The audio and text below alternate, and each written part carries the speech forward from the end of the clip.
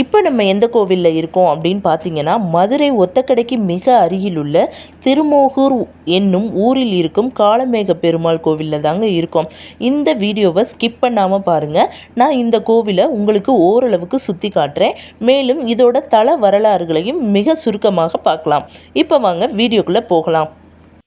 இந்த திருத்தலம் திருமோகூர் என்னும் ஊரில் இருக்கிறது. இதற்கு இந்த பெயர் வருவதற்கு காரணம், தேவர்களுக்காக பெருமாள் மோகினி அவதாரம் எடுத்ததால் இந்த திருத்தலத்திற்கு திருமோகூர் என்னும் பெயர் உண்டாயிற்று. கோபுரத்திற்கு எதிர் திசையில் 18ஆம் படி கருப்பு கோவிலும் இங்கே இருக்குது. கோவிலோட என்ட்ரன்ஸில் இந்த கோவிலை கட்டினவங்களோட சிலைகள் இருக்குது. அப்படியே உள்ளே வரும் பொழுது லெஃப்ட் சைடில் ஆஞ்சநேயர் சன்னதி இருக்குது. ஆஞ்சநேயர் சந்நிதியை தரிசனம் பண்ணிவிட்டு நாம் வெளிப்பிரகாரத்தில் சுற்றி வந்தோம்னா அங்கே சக்கரத்தாழ்வார் சந்நிதியும் இருக்குது. அதற்கு ஆப்போசிட்டில் நரசிங்க பெருமாள் சிலையும் இருக்குது. உள்ள பெருமாள் மட்டும் இல்லைங்க, சக்கரத்தாழ்வாரும் மிகவும் சக்தி வாய்ந்தவர்.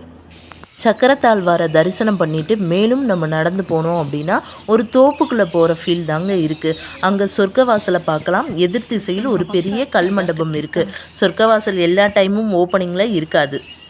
பிரகாரத்தை சுற்றிட்டு கொடிமரத்தை தரிசனம் பண்ணிவிட்டு நாம் சந்நிதிக்குள்ளே போகலாம்.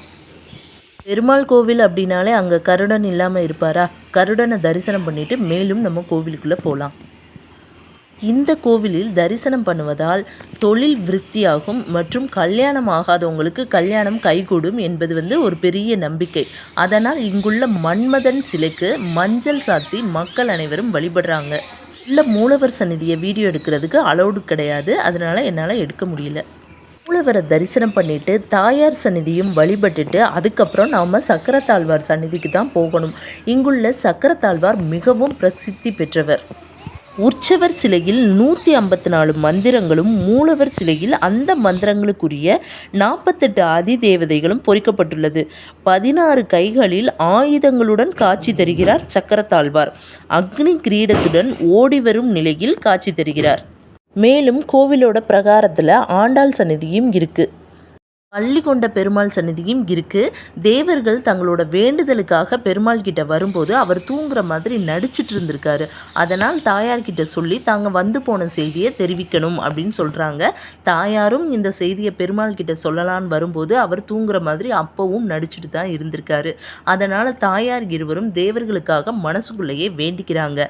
அந்த காரணத்தினால தான் தேவர்களுக்காக இவர் மோகினி அவதாரம் இந்த திருத்தலத்தில் எடுத்திருக்காரு. அதனால தான் இதற்கு மோகூர் என்ற பெயர் உருவாயிற்று. இங்குள்ள உற்சவரின் பெயர் ஆப்தன் என்பதாகும். ஆப்தன் என்றால் நண்பன் என்று பொருள்.